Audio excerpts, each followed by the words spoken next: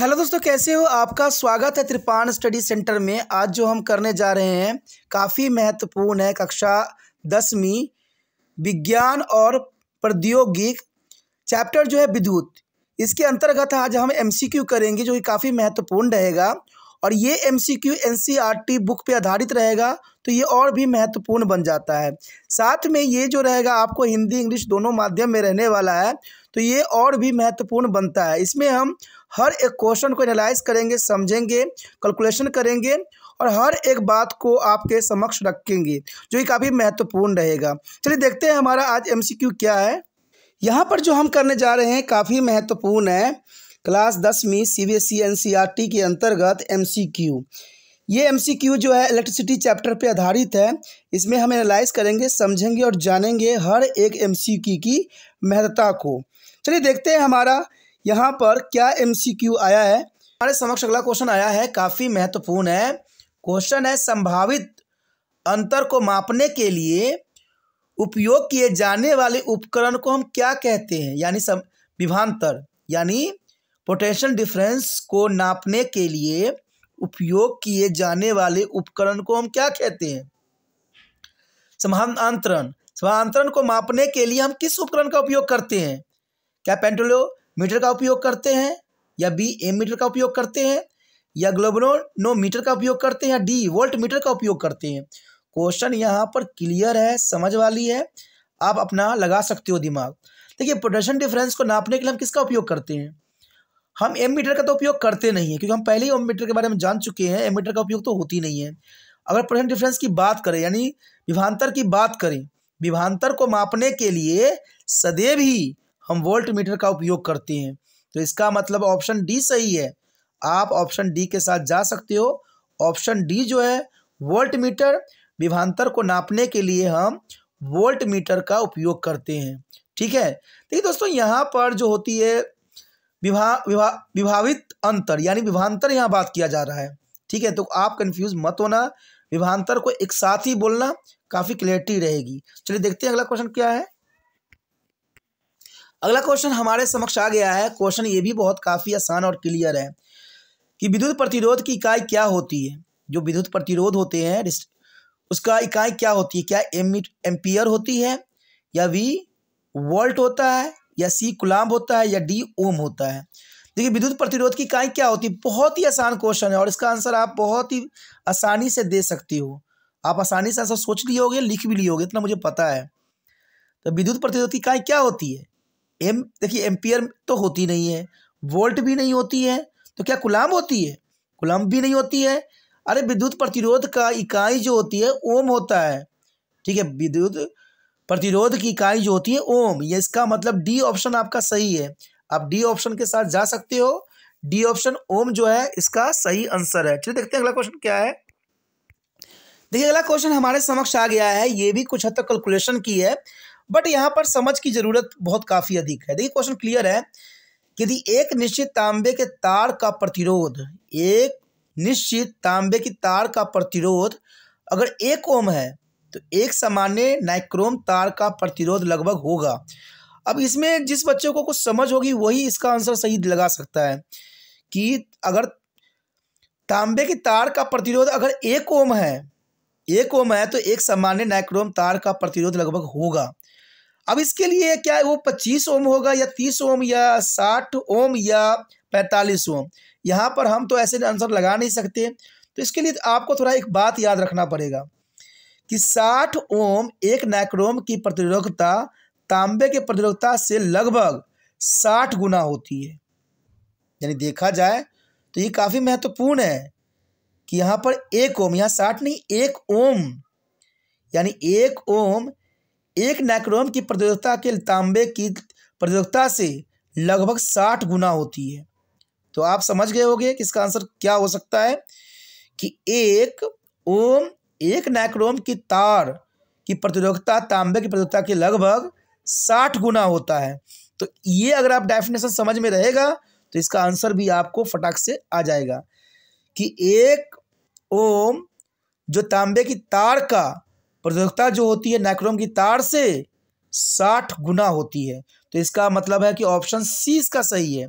यानी आप option C के साथ जा सकते हो 60 ओम, यानी नाइक्रोम तार का प्रतिरोधकता लगभग 60 ओम होगा।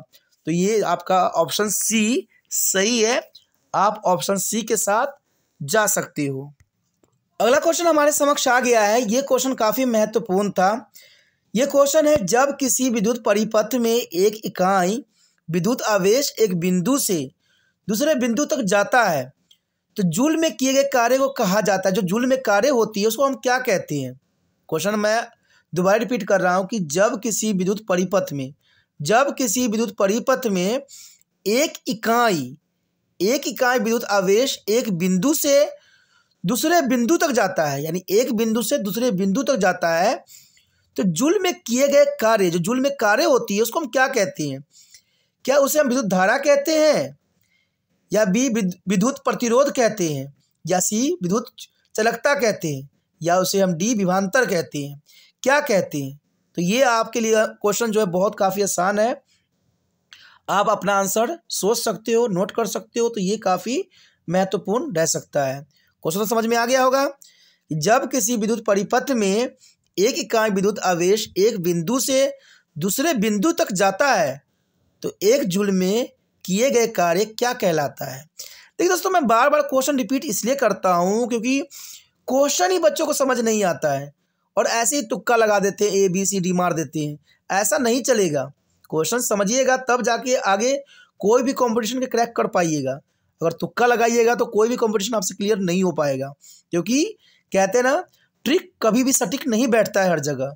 हमेशा त्रिपाण स्टडी सेंटर यही बात कहता है कि ट्रिक कभी भी सटीक नहीं होता है। तो यहाँ पर देखिए, अगर आपको आंसर पता होगा तो बेखूबी आप बहुत ही आसानी से इसका आंसर बता सकते हो, और आंसर बिल्कुल क्लियर है। देखिए, जब किसी विद्युत धारा परिपथ में एक विद्युत धारावेश यानी एक इकाई विद्युत धारावेश बिंदु से दूसरे बिंदु तक जाता है तो जूल में किए गए कार्य को हम विद्युत धारा तो नहीं कह सकते, विद्युत प्रतिरोध भी नहीं कहते हैं, विद्युत चालकता भी नहीं कहते हैं, सिर्फ इसको हम पोटेंशियल डिफरेंस कहते हैं, यानी डी ऑप्शन सही है, विभवांतर कहते हैं हम इसे, विभवांतर हम कहते हैं, यानी डी ऑप्शन आपका सही है। डी ऑप्शन के साथ आप जा सकते हो, इसे हम विभवांतर कहते हैं, यानी potential difference. Option D is correct here. चलिए देखते हैं अगला क्वेश्चन क्या है। अगला क्वेश्चन हमारे समक्ष आ गया है। क्वेश्चन देखिए क्लियर है कि यदि प्रतिरोधकता नहीं बदलती है, किसके कारण नहीं बदलती है? ए ऑप्शन है, सामग्री बदल दी गई हो। क्या सामग्री आप बदल देते हो तो क्या प्रतिरोधकता नहीं बदलती है? क्या बी तापमान बदलने से हो सकता है, या सी प्रतिरोध के आकार बदल देने से, या डी सामग्री और तापमान दोनों बदल जाते हैं? यानी देखा जाए तो सामग्री और तापमान दोनों की बात कर लिया है, तो ऐसा तो होना संभव नहीं है कि दोनों में से एक ही हो सकता है। तो इसका मतलब देखा जाए तो डी तो यहाँ पर ऑटोमेटिक जो है एलिमिनेट हो जाता है। डी जो है यहाँ पर ऑटोमेटिक जो है एलिमिनेट हो जाता है। तो यहाँ पर सामग्री बदल दी गई हो, तापमान बदल दी गई हो। देखिए, प्रतिरोधकता नहीं बदलती, इन दोनों के कारण तो बदलती नहीं है, तो ये तो जनरल सी बात होना चाहिए। तो जनरल सी बात है, ऑप्शन यहाँ पर सी ही शेष रह गया। देखिए, क्वेश्चन बोलते बोलते भी समझा जा सकता है कि एक प्रतिरोधकता नहीं बदलती, किसके कारण नहीं बदलती है? प्रतिरोधी का आकार बदल गया हो, जो प्रतिरोध हो उसका आकार बदल देने से प्रतिरोधकता नहीं बदलती है। इसका मतलब ऑप्शन सी सही है, आप ऑप्शन सी के साथ जा सकते हो। ऑप्शन सी जो है सही है, तो ये काफ़ी महत्वपूर्ण बात है। चलिए देखते हैं अगला क्वेश्चन क्या है। अगला क्वेश्चन आपके समक्ष आ गया है, ये क्वेश्चन काफ़ी महत्वपूर्ण है। क्वेश्चन है, यदि किसी प्रतिरोध के माध्यम से धारा L को 100 बढ़ा दिया जाए, मान लें कि तापमान अपरिवर्तन रहता है, यानी तापमान में कोई परिवर्तन हमें देखने को नहीं मिलता है, तो व्यय होने वाली शक्ति में वृद्धि होगी। कितनी वृद्धि होगी? ये क्वेश्चन वही बच्चा कर सकता है जिसकी जो है विद्युत धारा के बारे में समझ है। क्वेश्चन क्लियर है कि यदि किसी प्रतिरोध के माध्यम से धारा को हम 100 गुना बढ़ा दिया जाए, लेकिन एक बात इंपॉर्टेंट बता दिया है कि मान लें कि तापमान में इसने कोई परिवर्तन नहीं किया, यानी अपरिवर्तित रहता है, तो व्यय होने वाली शक्ति में कितनी वृद्धि होगी? तो दोस्तों, आप अपना आंसर सोच सकते हो, क्योंकि आप सबसे इम्पोर्टेंट हो। आप जब तक आंसर सोचोगे नहीं तब तक जो है हम आगे नहीं बढ़ सकते हैं। तो ये काफ़ी महत्वपूर्ण बात यहाँ पर बनता है। क्वेश्चन डायरेक्ट है कि यदि किसी प्रतिरोध के माध्यम से धारा को हम 100 गुना बढ़ा दें तो व्यय होने वाली शक्ति क्या हो गई। लेकिन हम तापमान में कोई परिवर्तन नहीं करते हैं। जनरल सी बात है, अगर हम धारा को 100% बढ़ाते हैं तो इसका मतलब ये 3 गुना हो जाएगा। शक्ति जो में वृद्धि होगी 3 गुना वृद्धि हो जाएगी। इसका मतलब है कि सी ऑप्शन सही है, यानी 300% बढ़ जाएगी इसकी क्षमता। तो ऑप्शन सी के साथ आप जा सकते हो, क्योंकि ये बात समझने वाली थी, जरूरी थी, इसलिए डायरेक्ट इसका आंसर था 300% बढ़ जाएगी, क्योंकि हमने जो है धारा को बढ़ा दिया है 100%। तो ये 3 गुना ही होती है, हमने पढ़ा भी था कि 3 गुनी होती है।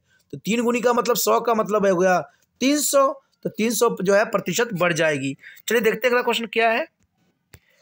अगला क्वेश्चन हमारे समक्ष आ गया है। ये क्वेश्चन काफी महत्व रखेगा कि विभवांतर V और धारा I के बीच संबंध की खोज किसके द्वारा की गई थी। ये क्वेश्चन बहुत ही साफ और क्लियर है कि विभवांतर V और धारा जो है किसी एक साइंटिस्ट ने खोजी थी। क्या वो न्यूटन था, या B एम्पेयर था, या C ओम था, या D वोल्ट था? कौन था? अगर आपको पता होगा तो आप डायरेक्ट आंसर दोगे। चलिए आप अपना आंसर पहले लिखिए, सबसे इंपॉर्टेंट रहेगा, ठीक है, क्योंकि ये आपके लिए है तो आपको सबसे पहले इसमें समझने की ज़रूरत है। आपने अपना आंसर लिख लिया होगा, तो क्या हो सकता है आपके लिए, क्या ऑप्शन आपका सही जाएगा? चलिए मैं देखता हूँ कोशिश करके क्या आपका ऑप्शन हो सकता है। देखिए, विभवांतर जो होती है V और धारा के बीच संबंध की खोज किसने की थी? विभवांतर और धारा के बीच संबंधों की खोज किस व्यक्ति ने की थी?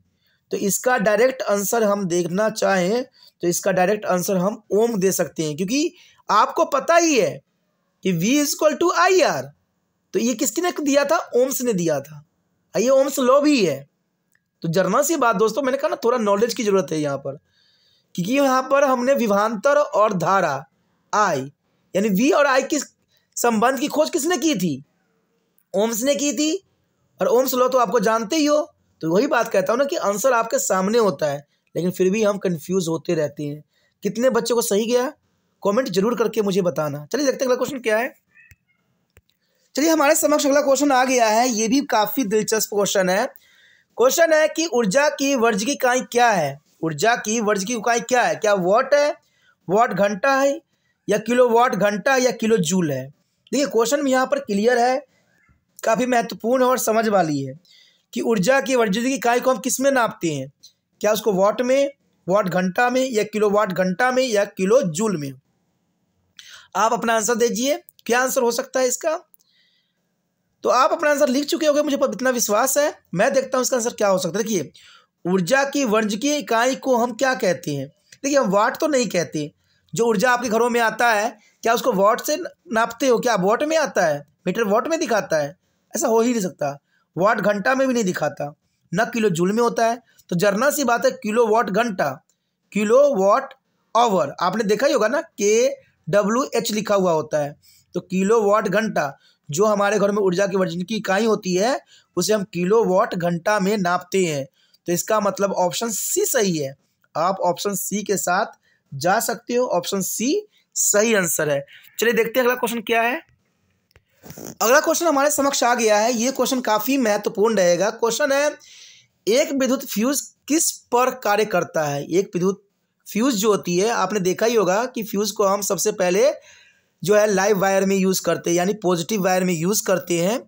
तो ये फ्यूज किस पर कार्य करता है? कि धारा का रासायनिक प्रभाव। देखिए, ये प्रिंसिपल है, फ्यूज का जो वर्क करता है ये प्रिंसिपल है। और कई बार ऐसा क्वेश्चन एग्जामिनर पूछता है, कोई भी एग्जाम हो, कॉम्पिटिटिव एग्जाम हो, चाहे बोर्ड एग्जाम हो, सभी जगह ऐसे क्वेश्चन पूछते हैं कि एक विद्युत फ्यूज किस पर कार्य करता है? क्या धारा का रासायनिक प्रभाव पे, या बी धारा का चुंबकीय प्रभाव के ऊपर, या सी धारा का प्रकाश प्रभाव के ऊपर, या डी धारा का तापीय प्रभाव के ऊपर? क्वेश्चन बहुत क्लियर है। समझ वाले बच्चे बहुत ही जल्दी आंसर देंगे और नहीं समझने वाले जल्दी आंसर नहीं दे पाएंगे। क्वेश्चन बिल्कुल साफ है। आप अपना आंसर लिख चुके होंगे, मुझे विश्वास है। देखिए क्वेश्चन यहाँ पर देखा जाए तो एक विद्युत फ्यूज किस पे कार्य करता है? जनरल सी बात है। देखिए, रासायनिक प्रभाव, रासायनिक तो यहाँ पर यूज ही नहीं हो रहा है। क्या आप विद्युत फ्यूज में रसायन का यूज करते हो? तो ये तो गलत है, तो ऑप्शन बिल्कुल ही एलिमिनेट हो जाता है। बी, विद्युत धारा के चुंबकीय प्रभाव। क्या जब आप फ्यूज लगाते हो तो क्या वहां पर चुंबक प्रभाव देखने को मिलता है? क्या वहां चुंबक का कोई रोल होता है? नहीं होता है ना, तो चुंबक का तो रोल ही खत्म हो गया। सी, धारा का प्रकाश प्रभाव। क्या आप फ्यूज लगाते हो तो क्या उसमें से रोशनी आती है? कि जो प्रकाश प्रभाव की बात किया जाए, नहीं ना। तो इसका मतलब ऑप्शन डी सही है। धारा की तापीय प्रभाव, जब वहाँ पर तार जो होता है गर्म हो जाती है तो फ्यूज कट जाता है, फ्यूज टूट जाती है। तो इसका मतलब जो है एक विद्युत फ्यूज किस पे कार्य करती है? धारा का तापीय प्रभाव पे। तो ऑप्शन आपका डी सही है। देखिए क्वेश्चन को समझना जरूरी है, लेकिन आप लोग क्वेश्चन को पढ़ते नहीं ना, समझते हो, डायरेक्ट जो है ट्रिक लगाने की कोशिश करते हो। ट्रिक कभी सटीक नहीं होता है, तो यही बात हमेशा मैं कहता हूँ। तो इसका ऑप्शन जो है डी, धारा के तापीय प्रभाव के कारण जो होती है फ्यूज गलती है। यानी फ्यूज किस प्रिंसिपल पर कार्य करता है? धारा का तापीय प्रभाव के ऊपर। चलिए देखते हैं अगला क्वेश्चन क्या है हमारे समक्ष। अगला क्वेश्चन आपके समक्ष आ गया है। ये भी क्वेश्चन काफी देखा जाए तो इंटरेस्टिंग लग रहा है कि विद्युत धारा के प्रभाव में चालक के पदार्थ द्वारा उत्पन्न अवरोध को क्या कहा जाता है? देखिए क्वेश्चन फिर रिपीट करता हूँ। जो विद्युत धारा होती है, विद्युत धारा के प्रभाव में चालक होती है, क्योंकि चालक होगी तभी विद्युत धारा प्रभावित होगी। तो विद्युत धारा के प्रभाव में चालक के पदार्थ द्वारा, जो चालक के पदार्थ होते हैं उसमें उत्पन्न अवरोध यानी बाधाएं को हम क्या कहते हैं? जो बाधा उत्पन्न होती है उसको हम क्या कहते हैं? क्वेश्चन अगर सोचिएगा तो बहुत ही क्लियर और डायरेक्ट है। क्या उसको हम प्रतिरोध कहते हैं, क्या बी आचरण कहते हैं, सी प्रेरकत्व कहते हैं, या डी इनमें से कोई नहीं? क्वेश्चन तो आप समझ गए होंगे, काफ़ी ईजी है। आप अपना आंसर लिख लीजिए। देखिए क्वेश्चन बिल्कुल क्लियर है। क्वेश्चन यहाँ पर बदल जाता है, आंसर वही रह जाती है कि विद्युत धारा के प्रभाव में चालक के पदार्थ द्वारा उत्पन्न अवरोध को हम क्या कहते हैं? जनरल सी बात है दोस्तों, हम उसको रिस्ट्रिक्शन करते हैं, प्रतिरोध कहते हैं। यानी ए ऑप्शन सही है। आप ए ऑप्शन के साथ जा सकते हो, प्रतिरोध। तो ये काफ़ी महत्वपूर्ण आंसर था, प्रतिरोध। क्वेश्चन बेसिकली बदल जाता है लेकिन आंसर कभी बदलती नहीं है, आंसर तो वही रहेगा। एग्जामिनर क्वेश्चन को जितना मर्जी घुमा सकता है। हम पीछे भी ऐसे क्वेश्चन किए थे, तो ये काफ़ी महत्वपूर्ण लगता है कि क्वेश्चन यहाँ पर हमें बदल के दिया गया है। चलिए देखते हैं अगला क्वेश्चन क्या है।